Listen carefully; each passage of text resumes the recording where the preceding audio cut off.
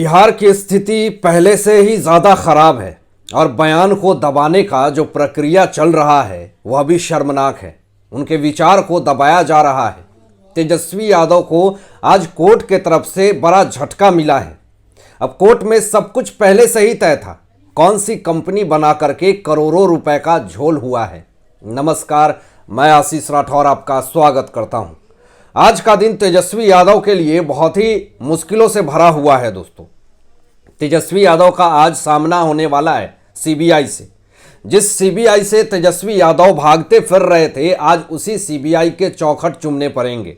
कितने दिन तक सीबीआई के सवालों से बच पाएंगे तेजस्वी यादव? बहुत ही मुश्किल है उनके लिए बच पाना, क्योंकि सीबीआई के सवाल सारे तैयार हैं। लिस्ट जो है वो भी पूरी तरीके से तैयार हैं और लिस्ट में सवाल का जवाब दे नहीं पाएंगे तेजस्वी यादव, क्योंकि इतने तीखे तीखे सवाल सीबीआई के हैं जिसके आधार पर अगर तेजस्वी यादव गोल मटोल बातें किए और बात को घुमाया या फिर आई कांटेक्ट उनकी खराब हुई, तो ऐसे हालत में आज सीबीआई तेजस्वी यादव को हिरासत में ले सकती है। फंस चुकी है लालू परिवार जमीन के बदले नौकरी घोटाले मामले में।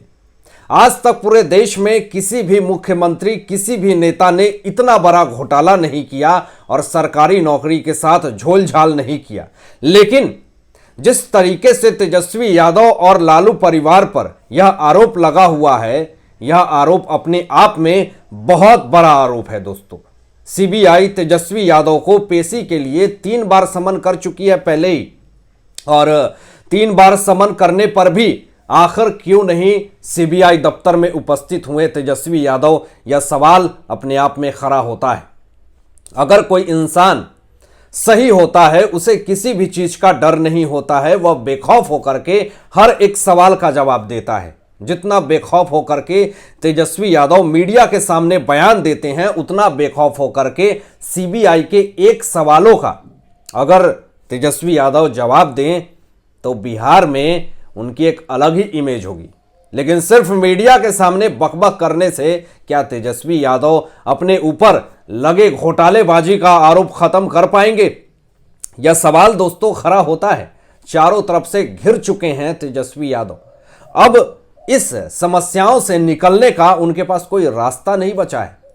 तेजस्वी यादव ने कहा था कि वे फिजिकली पेश नहीं हो सकते हैं, लेकिन वीडियो कॉन्फ्रेंसिंग के जरिए सवालों के जवाब नहीं दे सकते हैं। इसके बाद सीबीआई ने आश्वासन दिया कि तेजस्वी यादव को गिरफ्तार नहीं किया जाएगा। इसके बाद तेजस्वी यादव ने आज सीबीआई के सामने पेश होने पे सहमति जताई है। दोस्तों, आपको बताएं यहां पे बड़ा मामला कि तेजस्वी यादव के बयान से साफ लगता है कि उनको इस बात का डर है कि कहीं सीबीआई मुझे पूछताछ के लिए बुलाए और मेरी गिरफ्तारी न कर ले। यह डर सता रहा है तेजस्वी यादव को। जब सीबीआई ने आश्वासन दिया कि आप निश्चिंत रहें, मैं आपको गिरफ्तार नहीं करूंगा, इसलिए तेजस्वी यादव आज पहुंचे हैं सीबीआई दफ्तर में। कुछ प्रोटोकॉल होते हैं तेजस्वी यादव जी, ये आपको समझना पड़ेगा। आप मुख्यमंत्री हैं तो उन प्रोटोकॉल्स को आप भी मानते होंगे। सीबीआई के भी कुछ प्रोटोकॉल्स होते हैं, केंद्रीय एजेंसियों का भी कुछ प्रोटोकॉल्स होता है। आप उनके प्रोटोकॉल्स को नहीं समझेंगे, नहीं मानेंगे, तो फिर कैसे बिहार की जनता का भरोसा जीत पाएंगे? और चलिए, भरोसे की बात से तो आपको कोई फर्क ही नहीं पड़ता है जिस तरह का बयानबाजी देते हैं। बिहार के उप मुख्यमंत्री तेजस्वी यादव आज लैंड फॉर जॉब मामले में पूछताछ के लिए दिल्ली में सीबीआई के सामने पेश हो चुके हैं। दोस्तों, अभी की बड़ी खबर मैं आपको बता रहा हूं। सीबीआई ने इससे पहले उन्हें 3 बार समन किया, लेकिन बहाना करने में तेजस्वी यादव जी आगे हैं, ये आपको भी पता है। लेकिन पत्नी के खराब स्वास्थ्य का हवाला देकर के वो पूछताछ के लिए नहीं गए थे। वही तेजस्वी यादव की बहन और आरजेडी की राज्यसभा सांसद मीसा भारती जी को भी ईडी ने आज ही नौकरी के बदले जमीन मामले में पूछताछ के लिए बुलाया है। अब मामला को समझिएगा, यहां पे बहुत बड़ा मामला हो चुका है। अभी सीबीआई ने तेजस्वी यादव को कहा कि आप आइए, पूछताछ के लिए आश्वासन दिया कि आपको गिरफ्तार नहीं करेंगे। बात को समझिएगा।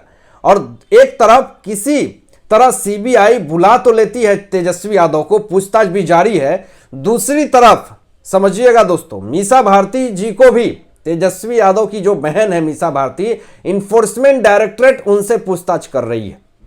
एक तरफ भाई से सीबीआई पूछताछ कर रही है, दूसरी तरफ उसी मामले में, लैंड फॉर जॉब मामले में ईडी मीसा भारती से पूछताछ कर रही है। अब सवाल यह उठता है कि घोटाला तो लैंड फॉर जॉब स्कैम मामले का है, लेकिन एजेंसियां दो लोगों से, एक ही परिवार का आदमी घोटाला किया लैंड फॉर जॉब के मामले में ही, लेकिन पूछताछ दो एजेंसियां अलग अलग जगह पे कर रही है। अब क्या पहले ईडी जो है वो मीसा भारती को गिरफ्तार करेगी और उनसे सबूत इकट्ठा करके तेजस्वी यादव को गिरफ्तार करेगी, या फिर पहले सीबीआई तेजस्वी यादव को गिरफ्तार करके मीसा भारती को गिरफ्तार करेगी?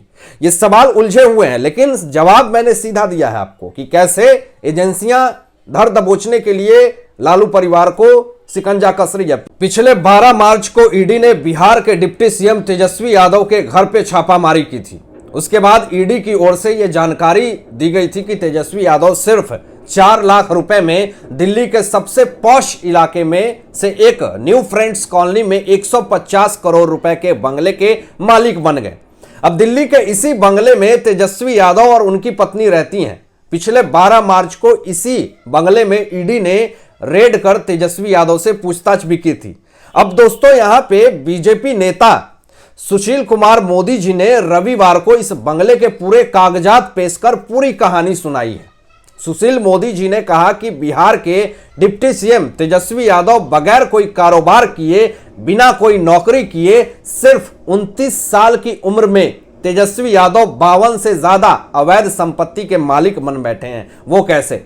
ये सब फर्जी कंपनियों का खेल है जिसमें लालू यादव के भ्रष्टाचार के सारे पैसे को खपाया गया है। बता दें कि बीजेपी नेता सुशील कुमार मोदी ने एके इन्फो सिस्टम नाम की एक कंपनी का खुलासा किया था। करोड़ों रुपए की जमीन की रजिस्ट्री कराने वाली कंपनी एके इन्फो सिस्टम को तेजस्वी यादव और राबड़ी देवी ने सिर्फ 1 लाख रुपए में खरीदा था।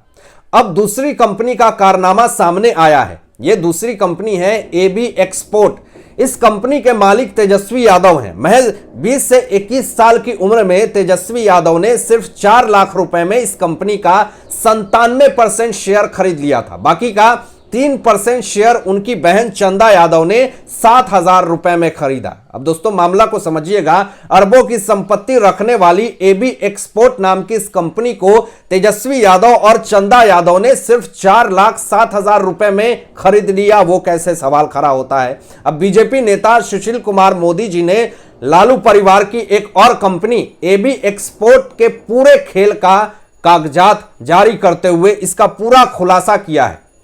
अब सुशील मोदी जी ने कहा कि तेजस्वी यादव ने न तो कभी नौकरी की, न ही कभी व्यापार किया, वो भी अपनी पढ़ाई भी पूरी नहीं कर पाए, क्रिकेट में भी फेल हो गए, उनके पास कोई पुश्तैनी संपत्ति भी नहीं थी। इसके बावजूद नई दिल्ली के सबसे महंगे इलाके न्यू फ्रेंड्स कॉलोनी में D1088 कोठी के मालिक कैसे बन गए?